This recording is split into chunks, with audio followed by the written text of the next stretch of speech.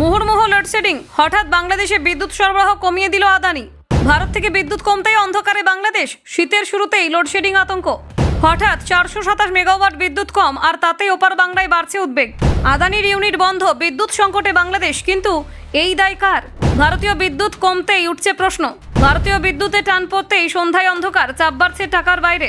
আচমকা এই বিদ্যুৎ রফতানি কমলো কেন? উত্তরহীন ঢাকার প্রশ্নের জল্পনা তুঙ্গে। 900 থেকে 473 মেগাওয়াটে নামলো বিদ্যুৎ। মহাসংকটের মুখোমুখি বাংলাদেশ। ফেব্রুয়ারির অপেক্ষায় বাংলাদেশ। আদানির ইউনিট চালু হলেই কি মিলবে স্বস্তি? শীতের সন্ধ্যায় লোডশেডিং, গরমে কি হবে? চিন্তা ওপার বাংলায়। বিদ্যুৎ নিয়ে ভারতের বাংলাদেশে অশান্তি, সামনে বড় সংকটের আশঙ্কা রয়েছে। দেখুন, হঠাৎ করেই ভারত থেকে বাংলাদেশে বিদ্যুৎ সরবরাহ কমে যাওয়ায় ওপার বাংলায় তৈরি হয়েছে ব্যাপক চাঞ্চল্য। বাংলাদেশের সংবাদ মাধ্যম যুগান্তরের এক প্রতিবেদনে দাবি করা হয়েছে, সাম্প্রতিক দিনে ভারত প্রায় 427 মেগাওয়াট বিদ্যুৎ সরবরাহ কমিয়ে দিয়েছে। এর জেরে শীতের মধ্যেই বিদ্যুৎ সংকটের মুখে পড়তে শুরু করেছে বাংলাদেশ।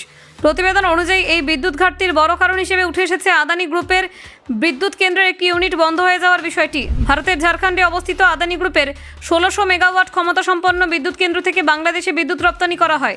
তবে ওই কেন্দ্রের একটি 800 মেগাওয়াট ইউনিট বর্তমানে পুরোপুরি বন্ধ রয়েছে। জানা যাচ্ছে, বার্ষিক রক্ষণাবেক্ষণ এবং মেরামতির কাজের জন্য গত 16 জানুয়ারি থেকে ওই ইউনিট বন্ধ রাখা হয়েছে। ফলে ভারত থেকে বেসরকারিভাবে বাংলাদেশে যে প্রায় 900 মেগাওয়াট বিদ্যুৎ সরবরাহ করার কথা ছিল, তা কমে দাঁড়িয়েছে মাত্র 473 মেগাওয়াটে। এই আকস্মিক ঘাটতি পরিস্থিতিকে জটিল করে তুলেছে। যুগান্তরের প্রতিবেদনে আরও উল্লেখ করা হয়েছে যে, শীতকাল হলেও বৃহস্পতিবার সন্ধ্যার পিক আওয়ারে বাংলাদেশের বিভিন্ন এলাকায় লোডশেডিং দেখা গিয়েছে।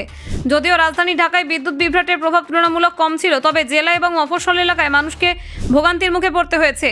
বাংলাদেশের বিদ্যুৎ উন্নয়ন বোর্ড সূত্রে খবর, বর্তমানে দেশটির কাছে পর্যাপ্ত ফার্নেস অয়েলের মজুত নেই। ফলে হঠাৎ করে বিদ্যুৎ আমদানি কমে যাওয়ায় বিকল্প উপায়ে ঘাটতি পূরণ করাও সম্ভব হচ্ছে না। এই পরিস্থিতি বিদ্যুৎ ব্যবস্থাপনাকে আরও চাপের মুখে ফেলেছে। ভারত থেকে বিদ্যুৎ সরবরাহ কমে যাওয়ার কারণ হিসেবে কোনো ব্যাখ্যাই দিতে পারেনি বাংলাদেশ বিদ্যুৎ উন্নয়ন বোর্ডের কর্তারা। বোর্ডের সদস্য মোহাম্মদ জাহিরুল ইসলাম যুগান্তরকে জানিয়েছেন, যান্ত্রিক সমস্যার কারণে অনেক সময় বিদ্যুৎ রফতানি সাময়িকভাবে কমিয়ে দেওয়া হয়। তবে ঠিক কোন যান্ত্রিক সমস্যার কারণে এই মুহূর্তে বিদ্যুৎ সরবরাহ কমেছে, তা এখনও পর্যন্ত কোনো তথ্য পাওয়া যায়নি। তার বক্তব্য, এমন পরিস্থিতি আগেও তৈরি হয়েছে এবং সাধারণত সমস্যার সমাধান হলে বিদ্যুৎ সরবরাহ স্বাভাবিক হয়ে যায়। এই বিষয় নিয়ে মুখ খুলেছেন বাংলাদেশের বিদ্যুৎ উপদেষ্টা মোহাম্মদ ফাউজুল কবির খানও। তিনি জানান, ভারত কেন বিদ্যুৎ সরবরাহ কমিয়ে দিয়েছে তার সুনির্দিষ্ট কারণ এখনও জানা যায়নি। বিষয়টি নিয়ে খোঁজখবর নেওয়া হচ্ছে বলে জানান তিনি। বাংলাদেশের বিদ্যুৎ বিশেষজ্ঞদের একাংশ মনে করছেন, যদি এই পরিস্থিতি দীর্ঘস্থায়ী হয় তাহলে গরমের মরশুমে বড়সড় বিদ্যুৎ সংকট দেখা যেতে পারে। শীতকাল তুলনামূলকভাবে কম বিদ্যুৎ চাহিদার সময় হলেও গ্রীষ্মে পরিস্থিতি আরও ভয়াবহ আকার নিতে পারে বলে আশঙ্কা। বিশেষ করে শিল্পাঞ্চল এবং কৃষিভিত্তিক এলাকাগুলিতে বিদ্যুৎ ঘাটতির প্রভাব মারাত্মক হতে পারে বলে মনে করছেন সংশ্লিষ্ট মহল।